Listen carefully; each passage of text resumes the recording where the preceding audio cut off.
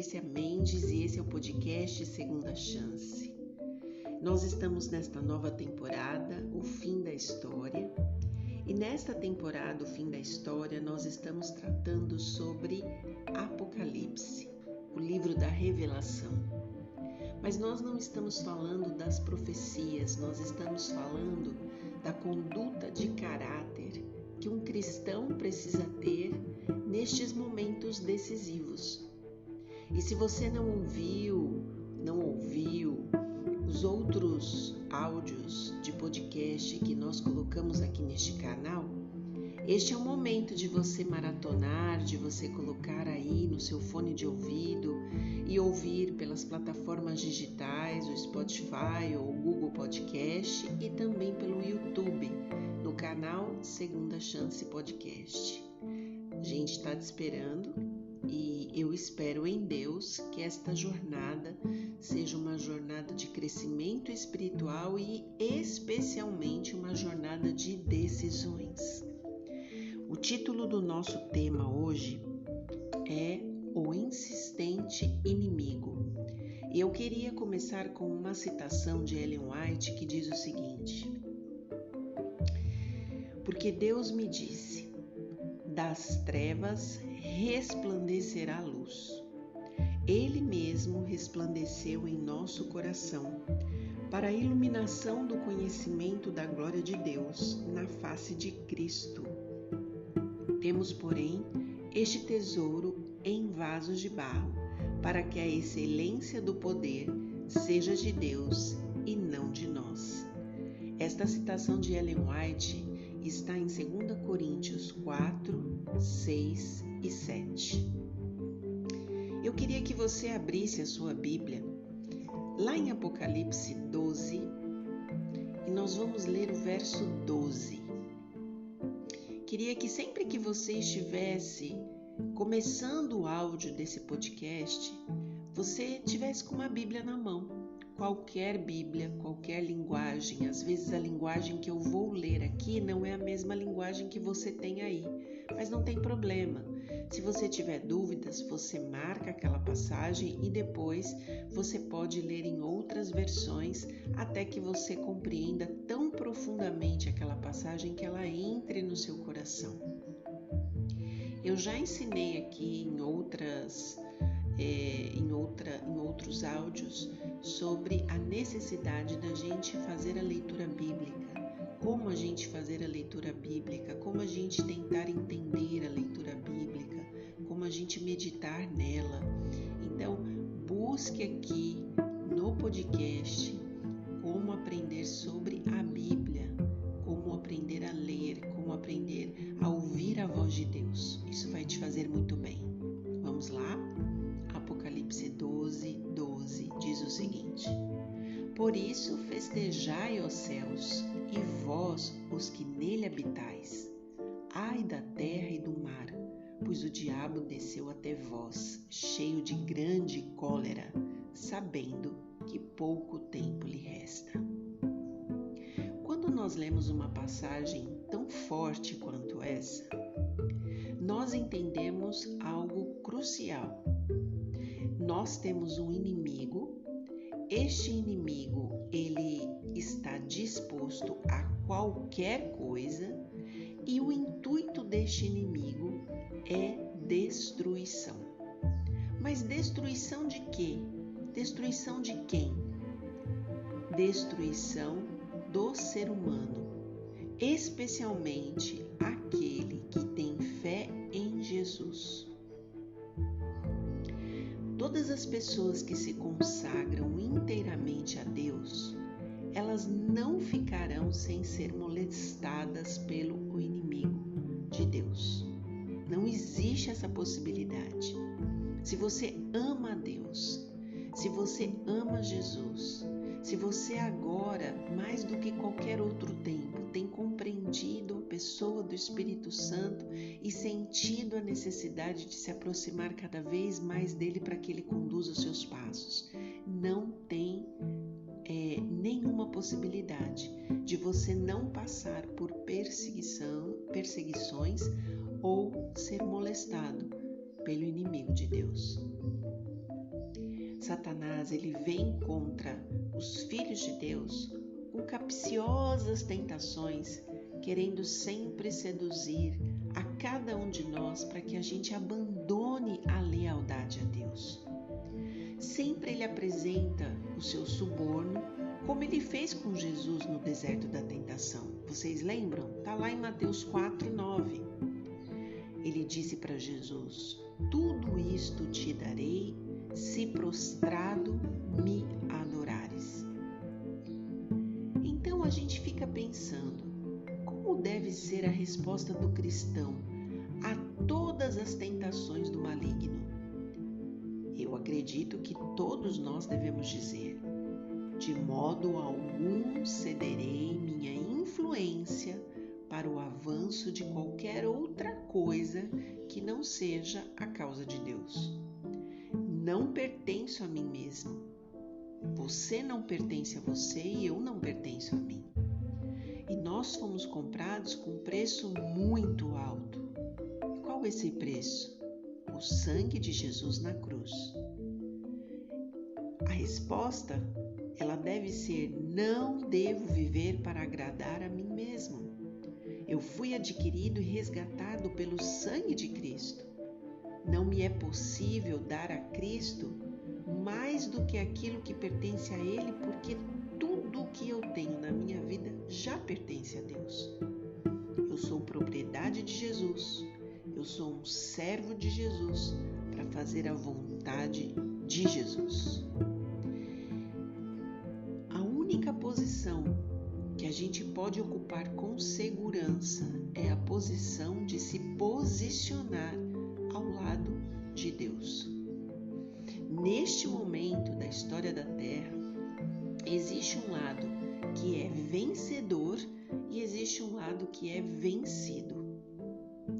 A pergunta é: se você sabe qual é os lados que se tornam opostos neste momento? O lado vencedor é Jesus, que morreu na cruz do Calvário para a salvação da humanidade. O lado perdedor é o lado do inimigo de Deus, que se rebelou contra ele e desejou algo que não pertencia a ele, como o trono de Jesus Cristo no céu. De que lado que você gostaria de estar neste momento? Se nós pensarmos individualmente sobre este assunto, e salvação é individual, a gente não tem como compartilhar salvação. Se a gente se aperceber que nós precisamos nos sentir atraídos a todo instante para compreendermos a vontade de Deus na nossa vida, os caminhos que nós vamos tomar, as direções que nós vamos tomar, sempre será ao lado daquilo que é correto e daquilo que pode moldar e mudar o nosso caráter na direção de Deus. Você já pensou sobre isso?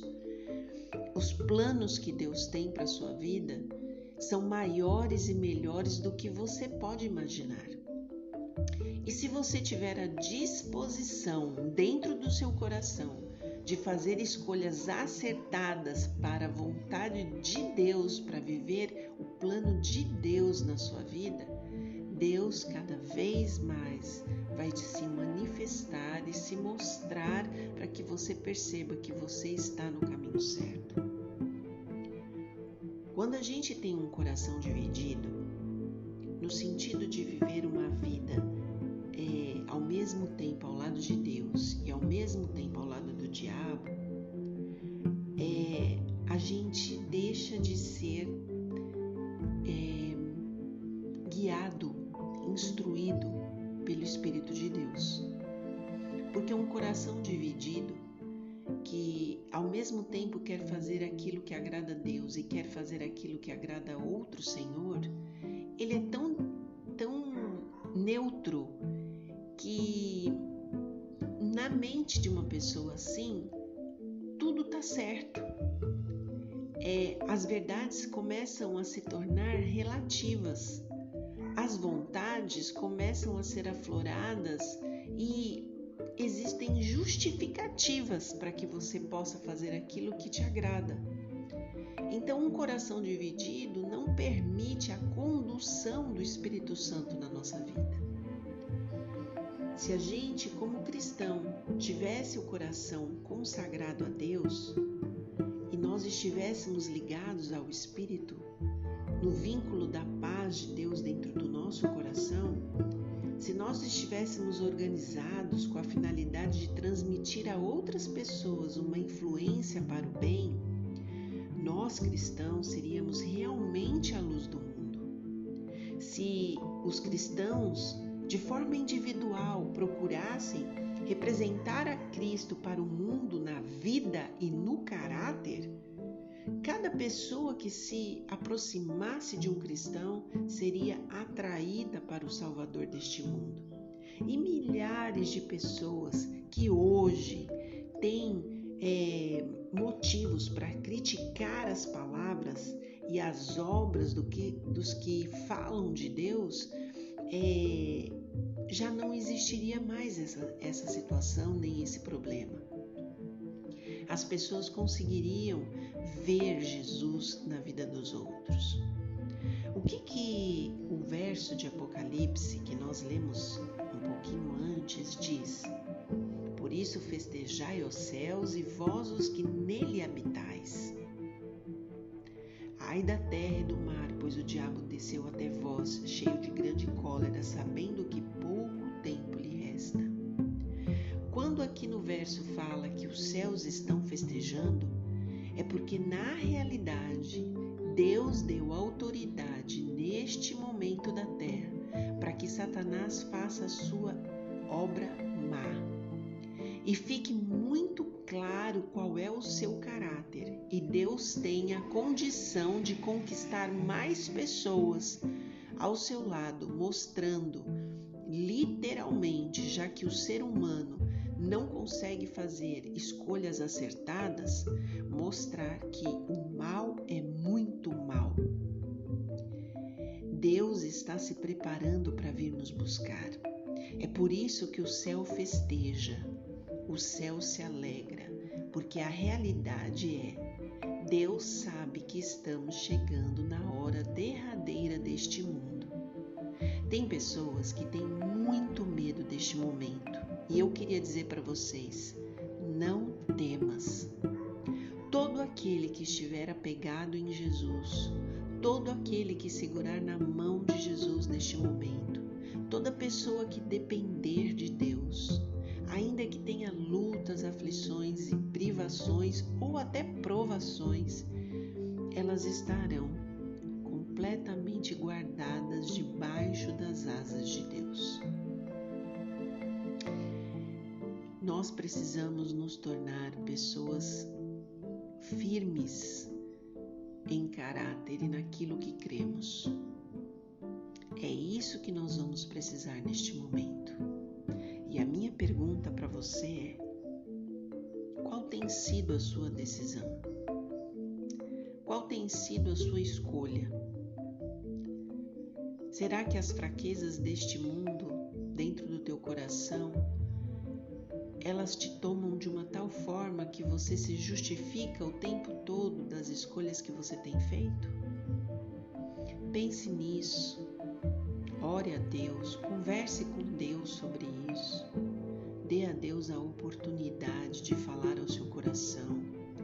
Confesse a Deus aquilo que você talvez não tenha força para vencer, mas você sabe que precisa. Eu quero deixar claro para vocês que, mesmo quando nós não temos o conhecimento pleno das coisas, lá dentro do nosso coração, o Espírito Santo tem o poder de falar a nós, de trazer a nós entendimento daquilo que é certo e daquilo que é errado. Converse com Deus, seja honesto, honesta, peça a Deus: Senhor, fale comigo. Será que eu estou andando no caminho que o Senhor planejou? Será que eu estou fazendo aquilo que agrada o seu coração?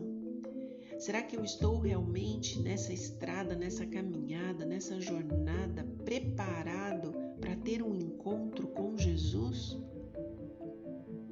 Converse com Ele e eu tenho certeza que o Espírito Santo de Deus, como diz a Bíblia, que nós vamos ouvir uma voz, lá em Isaías 30, 21, que vai dizer atrás de nós: não se desvie nem para a esquerda nem para a direita, ande neste caminho, siga neste caminho, eu vou guiar vocês. É isso que Deus quer fazer por você e por mim. Que Deus te abençoe.